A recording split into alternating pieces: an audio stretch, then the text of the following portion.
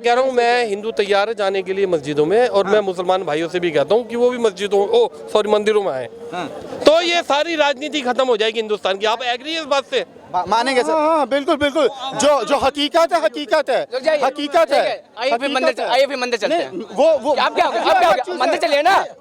मैं मस्जिद चल रहा हूँ यार, मैं ऑन कैमरा बोला मस्जिद, आप मेरे साथ मंदिर चलिए। बोलते हैं इससे क्या फर्क? धन्य है आप, धन्य है। सर अगर रोजगार मिले राम मंदिर से तो राम मंदिर हर जगह बना दीजिए ना। ग्रैंड प्लेस के बीच में मंदिर बना देते हैं, वहाँ से रोजगार मिलेगा।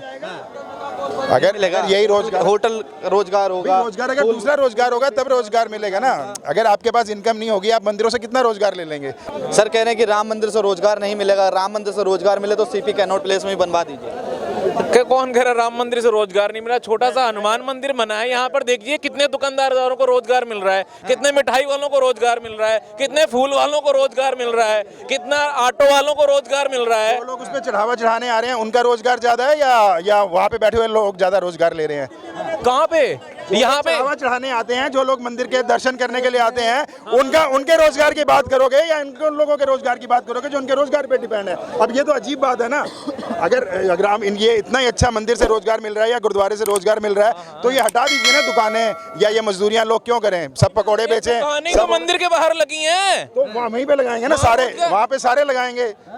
ना पुलिस की जरूरत है, ना पुलिस से रोजगार की जरूरत है, ना सेना से रोजगार की जरूरत है, ना टीचिंग से रोजगार की जरूरत है, किसी चीज से रोजगार की जरूरत नहीं है। एक बात बताइए, मैं भी फिर से एक चीज कहना चाहता हूँ। ये कह रहे हैं कि बीजेपी के राज्य में इतना कर्ज है देश में। मेरी बात सुनिए, पिछले 70 साल में देश के ऊपर था 55,000 करोड़ का कर्ज। पिछले मोदी सरकार में पिछले 9 साल में 205 लाख करोड़ का कर्ज आ गया। आप जो कह रहे हैं ना, एक मिनट प्लीज लिसन, आप जितने खड़े हैं, हम आप जितने खड़े हैं, सबके ऊपर 150 लाख का, 150 लाख, ये 1.5 लाख का कर्ज है।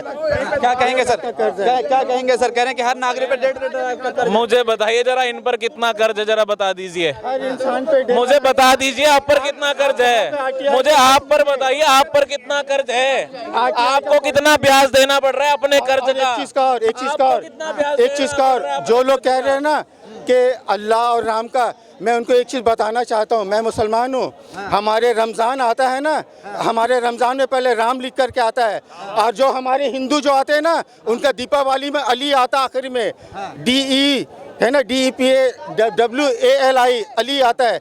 जब ऊपर वाले ने राम को, अली को अलग नहीं किया तो दुनिया की क्या ताकत है? अली मुझे एक चीज बताइए, भगवान राम का जन्म कब हुआ? वो नहीं, पैगंबर साहब का जन्म कब हुआ? जरा एक बात बताइए। दोनों में इतना अंतर है तो दीपावली भगवान राम। ये बहुत अच्छी बात कही है भाई ने, बहुत बढ़िया बात कही है। मैं ये सारी चीजें खत्म हो जाएगी, देश के सारे राजनेताओं की राजनीति खत्म हो जाएगी जिस दिन हिंदू मस्जिदों में जाने लगे और मुसलमान मंदिरों में आने लगे। हिंदू राज्य, अरे वैसी है, बुर्का पहन के क्यों, या बुर्का पहन के आए या नॉर्मली आए, सबकी राजनीति खत्म हो जाएगी उस दिन। सारे राजनेताओं की भाई साहब कंप्लीट हो जाए। हिंदू तैयार है, हिंदू तैयार है आने के लिए, मस्जिदों में जाने के लिए। मैं सिर्फ मुसलमानों से, अरे भाई चुप हो जाए यार। मैं ये कह रहा हूँ, मैं हिंदू तैयार है जाने के लिए मस्जिदों में, और मैं मुसलमान भाइयों से भी कहता हूँ कि वो भी मंदिरों में आए। तो ये सारी राजनीति खत्म हो जाएगी हिंदुस्तान की। आप एग्री है इस बात से? मानेंगे सर? हाँ बिल्कुल बिल्कुल, जो हकीकत है हकीकत है। आइए फिर मंदिर चलते हैं। वो आप क्या मंदिर चलिए ना।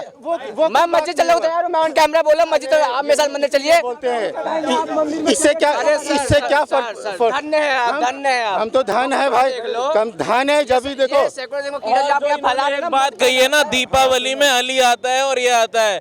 दीपावली जब से मनाते हम आ रहे हैं, जब से संसार की उत्पत्ति हुई थी। पैगंबर साहब के जन्म के कितने वर्ष हो गए और राम के जन्म के वर्ष कितने हो गए? दोनों में अंतर करेंगे तो लाखों करोड़ों वर्ष का अंतर है। दीपावली का अली से कोई लेना देना नहीं है, ये बात पूरी समझ लो। प्रोपेगेंडा फैलाना देना, ये सब बकवासबाजी हिंदुओं को पागल बनाने के लिए। भगवान राम का और हमारी संस्कृति का सीधा उल्लेख है दीपावली से, ठीक है ना। इस ईद का और ना हमारे त्योहारों का, ना इनके त्योहारों से कोई लेने देना है। हमारे यहाँ गऊ को रोटी खिलाते हैं हमारे पर्वों पर, ठीक है ना। हमारे यहाँ ईद को चांद को देख करके लाखों युवाओं की दुआ मांगी जाती जिंदा रहने के लिए। इनके यहाँ चांद को देख करके लाखों जीवों को कत्ल किया जाता है। इतना बड़ा अंतर है हमारी संस्कृति में। आप मत हो एग्री सर एक सेकंड भाई साहब लड़िए मत लड़ने की बात नहीं है। नहीं जो ये बहस कर रहे हैं ना, मैं उनके बात बोल रहा हूँ। जो हम उनके बात मान रहे हैं, मैंने माना, आपको नहीं मानना, डेट्स ऑल। आप जाइए, हमने तो नहीं कहा ना, हम सिर्फ इतना कहेंगे बस। आप मंदिर जाएंगे, जियो और जीने दो, जियो और जीने दो। ये भी जियो और जीने दो, फिर जीव हत्या बंद कर दो। बकरीद को बताओ जियो और जीने दो, तैयार हो? जियो और जीने दो, बकरीद में जीवों की हत्या तो नहीं करोगे, तैयार हो? आपको पाकिस्तान दिया था, वहाँ तैयार हो? ये भाई साहब सुनो, ये कह रहे हैं जियो और जीने दो, बकरे में उतनी जान है जितने हम में है, फिर आज से बकरीद बंद? जियो और जीने तो हो जाएगा।